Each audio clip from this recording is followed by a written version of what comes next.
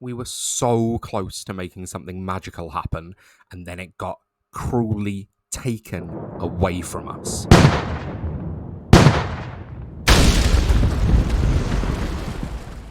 Welcome back into Off the Wire, the series where I take a dynasty startup team where I drafted not a single player and try and rebuild it off the waiver wire to make it into a champion. This is episode 3, and last week I closed out by telling you about a trade I'd been offered, and I asked for your feedback on whether you thought I should take it or not. And the trade was Brashard Smith and Elika Yomenor for a 2026 second. And I will flash up some of the comments on the screen. People were unanimously for me taking this trade, and I wasn't 100% certain about it. But I really want your feedback, and I'm inclined to listen to the commenters. So Brashard Smith and Elika Yomenor are probably two of the players on the team that I'm most into. Brashard Smith especially is someone that I loved coming out of college, and then I loved the fit in Kansas City, even if I'm not a huge fan of the fact that obviously he went in the 7th round. Elika Yomenor, obviously the second wide receiver that the Titans drafted, but someone that the community was really high on. So I was thinking, do I hold on to them, see if they can rise in value a little bit? But the comment section was there with it. The comment section was saying, take the damn trade. Do it. So I went back to the guy who made the offer in the league, and he didn't want to do it anymore.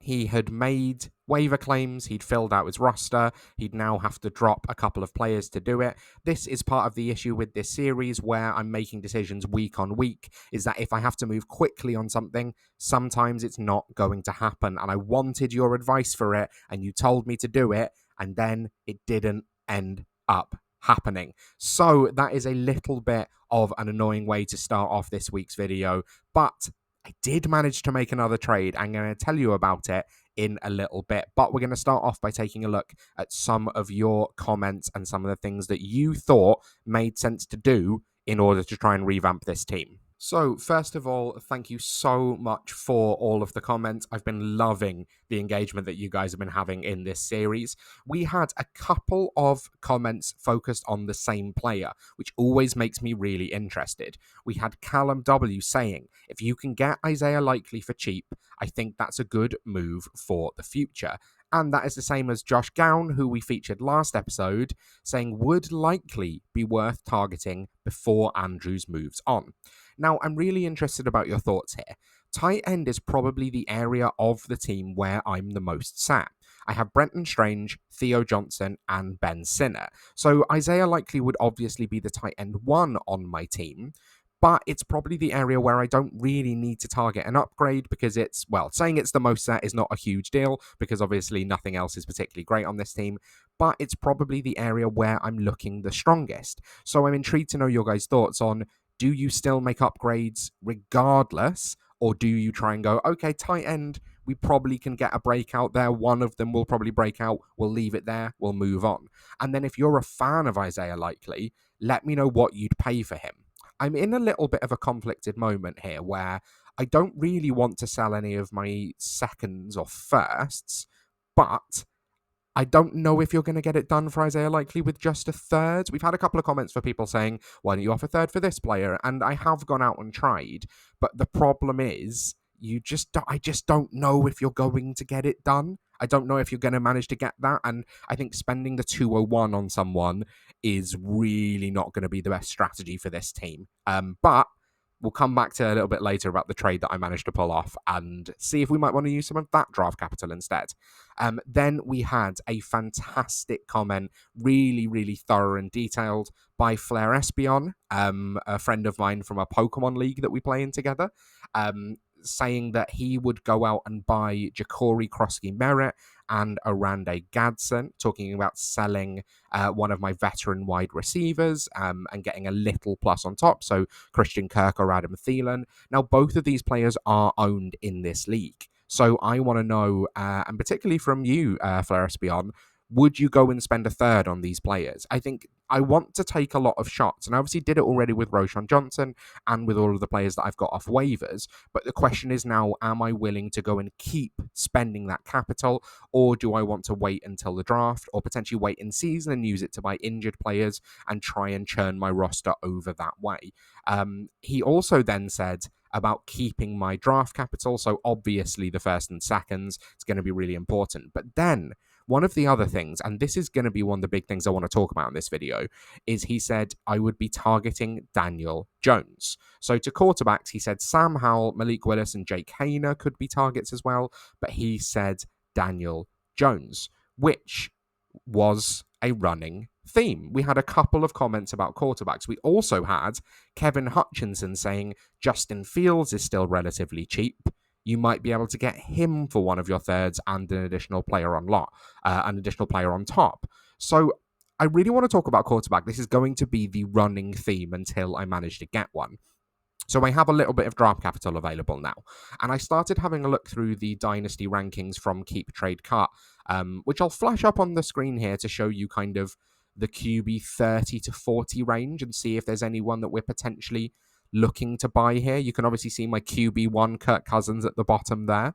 But potentially looking around at like Dylan Gabriel, Shedeur Sanders, Tyler Shugg, Daniel Jones, even Russell Wilson. I mean, Joe Milton's QB 35, and we do have him, but I don't think he should be quarterback 35. I don't think he's really earned that spot. Do you go and buy them? And do you go and try and find someone you can get relatively cheap? I've been trying to target backup. So obviously I have Joe Milton. Obviously I have Kirk Cousins. I have Jameis Winston as well. But the problem is we're not getting a starter anytime soon.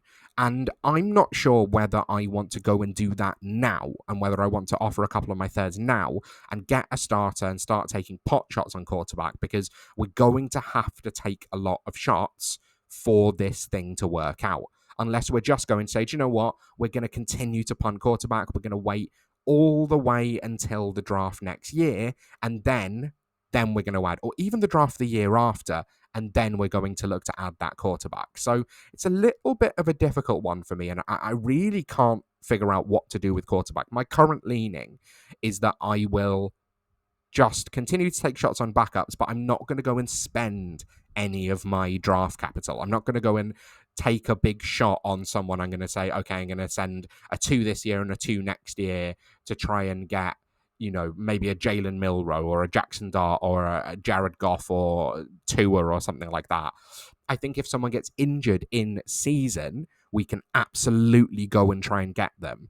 But I think for the time being, spending 2 seconds, because we're going to add a quarterback and still have nothing else on the roster. We are starting to churn some things over and make some moves, but we're still going to really struggle, even if we have that quarterback at the top of the roster. So I think the idea is currently to punt quarterback until we feel not ready to compete, but ready to at least maybe win one game in a season, which is probably going to take a couple of years. But as always, I want to know your guys' thoughts. So let me know if there's a quarterback you think I should be targeting. And if people keep talking about Daniel Jones and Justin Fields in particular, I will go and try and make those deals happen. Only for things that I'm comfortable with, but I'm intrigued to try and make that happen. I think that now is a cheaper time to buy quarterbacks in Superflex leagues because people aren't yet feeling the panic of only having 3 and there's been no injuries. So now is probably a slightly cheaper time than trying to buy one in season, but I think in season you can play on injuries, you can play on backup starting, you can make some moves happen there. The thing that you guys have all been waiting for, I told you that I made a trade happen, and I'm so excited to show you what I've done. So after the Brashard Smith and Elika Yomenor deal didn't work out, I went out to the entire league in the chat and said, Brashard Smith, Elika Yomenor, available for a 26 second. If you guys are interested, make me that offer. And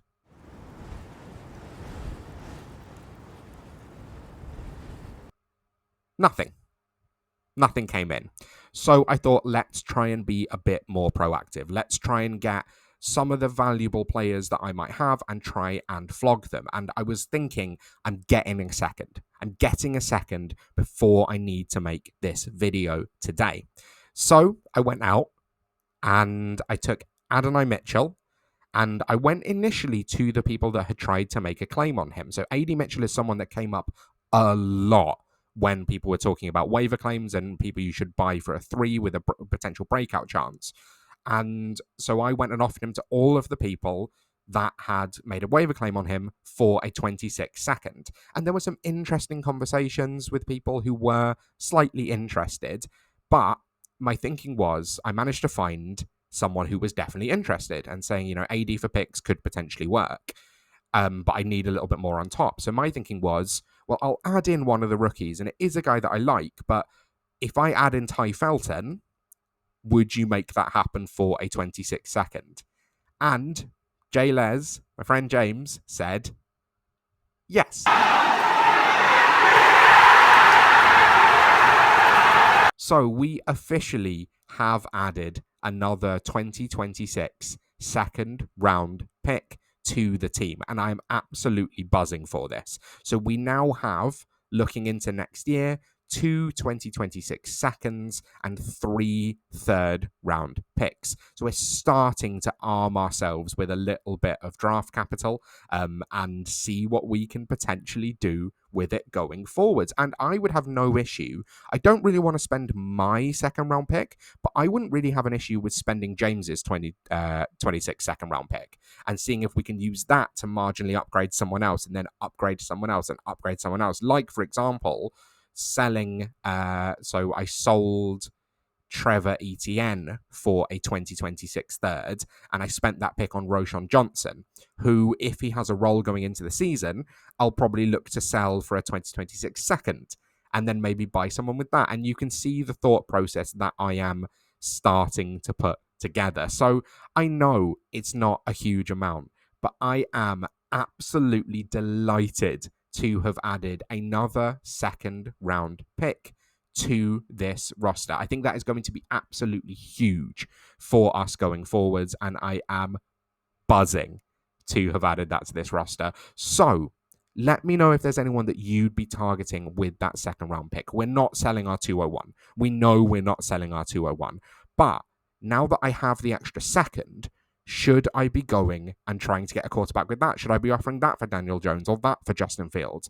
I love to know your guys' thoughts on what I might be looking to do here. And the team is starting to take a little bit of shape. Also, that freed up an extra roster spot. So I'm going to flash up on the screen here.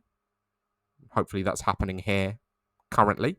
Some of the players that are available on waivers. I added Darius Slayton, but maybe you guys like the look of someone else that might be available out there. I know some people have mentioned Efton Chisholm. There have been some mentions previously about other players on waivers. So if there's someone that you love the look of there, let me know. And I'm also going to post a link on Twitter. I was going to just start pointing randomly, but it's going to be on my Twitter, which is ff_pancake, to a bit more of some of the players available on waivers so that you guys can have a look through.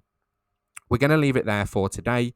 Thank you so much for watching. If you're enjoying this series, consider liking, consider subscribing, and comment. Get involved. I love talking through people's comments and, people offering their advice, getting involved in the series, having conversations about the best thing to do. It's one of the things that I've loved about doing this series so far. So comment down below, see if you get featured on the show next week. I will be back again next Saturday with the next episode. I'll then be taking a break for a bit because I'm going on my honeymoon. I'm going out to Greece for a couple of weeks. So I will see you next week. Thank you so much for watching, and I'll see you in the next one.